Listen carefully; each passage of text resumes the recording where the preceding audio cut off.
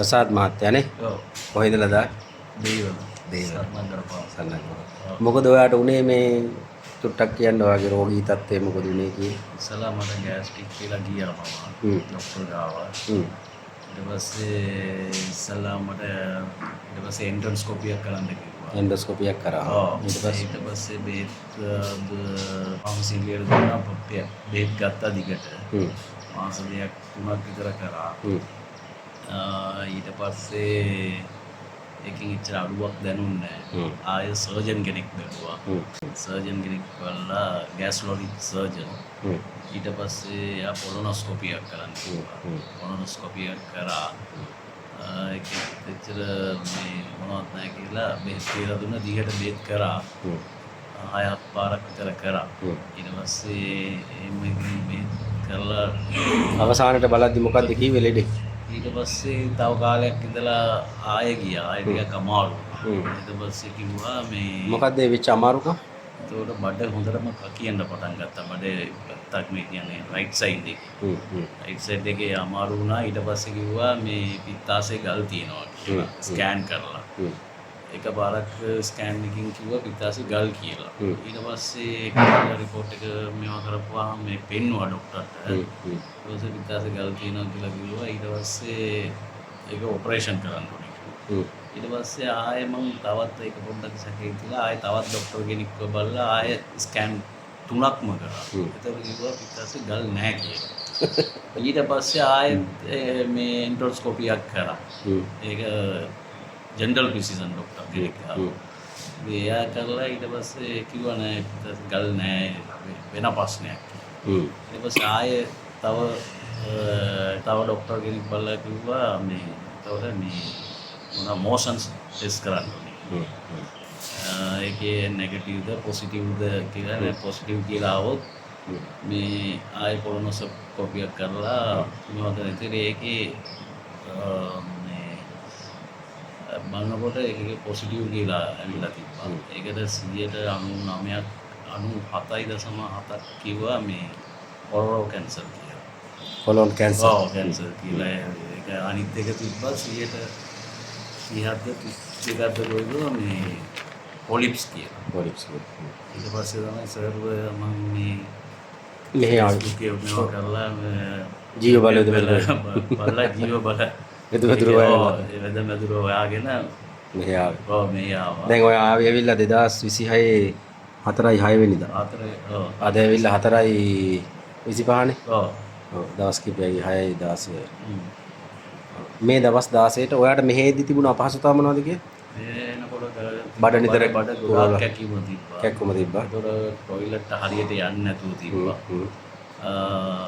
ඒතකොට අය කියන අත් කකුල් ඔක්කොම අමාරු තිබ්බා. ගොඩක් මුළු ඇඟම ජොයින්ට් ඔක්කොම ඉදිරියට තිබ්බා. ඊට පස්සේ සර්ජන් බේත් තරම් දවස් 16 බේත් දුන්නා. ඒකෙන් ඒක බේත් කන්ටිනියු කරනකොට ගොඩක් අඩු වුණා.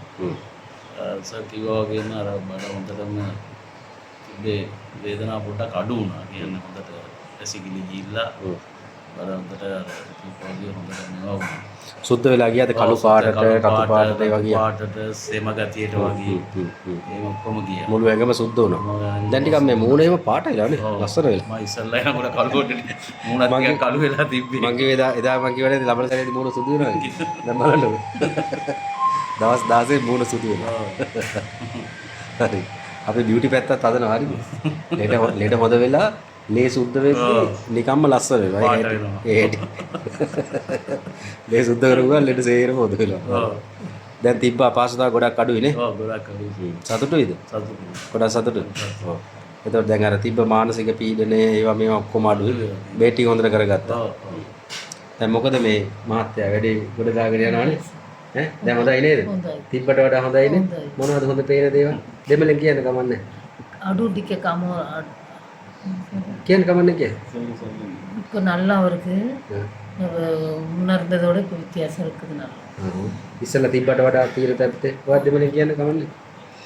நான் வந்தேன் எனக்கு சரியான சோம் இல்லாமல் வவுத்து வலி ரொம்ப எனக்கு ரொம்ப வேதனையாக இருந்துச்சு. நான் எண்டோஸ்கோப்பி கொலனோஸ்கோப்பி நிறைய இதெல்லாம் செஞ்சேன் பெரிய சர்ஜன்மார்கிட்ட. கடைசியாக நான் யூடியூப் ஃபேஸ்புக் மூலியமாக சார் ஜீவபலங்கிற வெதமெதுரையை பார்த்து அதில் வந்து அவர்கிட்ட மருந்து எடுக்க வந்தேன். நான் முதல்ல 16 நாளைக்கு மருந்து தந்தார். அந்த 16 நாள்லேயே எனக்கு 100க்கு ஒரு 50-60% நல்ல சுகம் தெரிஞ்சிச்சு. நான் அந்த சுகத்தை அனுபவிக்கிறேன்.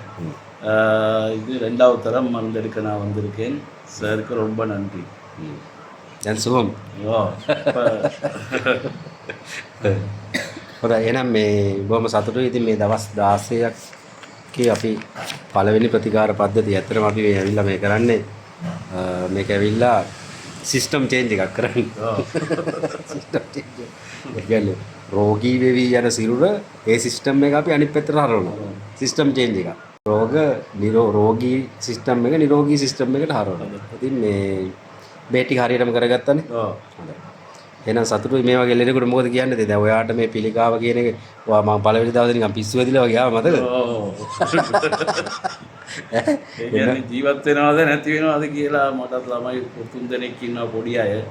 මම ගොඩාක් මානසික තත්ත්වෙන් වැටිලා හිටියේ. සර්ගට ආපුවාම එකකින් සර්ග ආපුවාම සර් කතා කරන විදියෙන්ම භාගයක් සනීප දැනුණා මට. නැත්තම් ඉංග්‍රීසි පෙත් කියනවා කියන්නේ අඩුවක් කියනවා නෙවෙයි. නමුත් ගියාම ඉතින් අර ඉස්ලාම ටෙස්ට් කියවුවාම එතනින්ම භාගයක්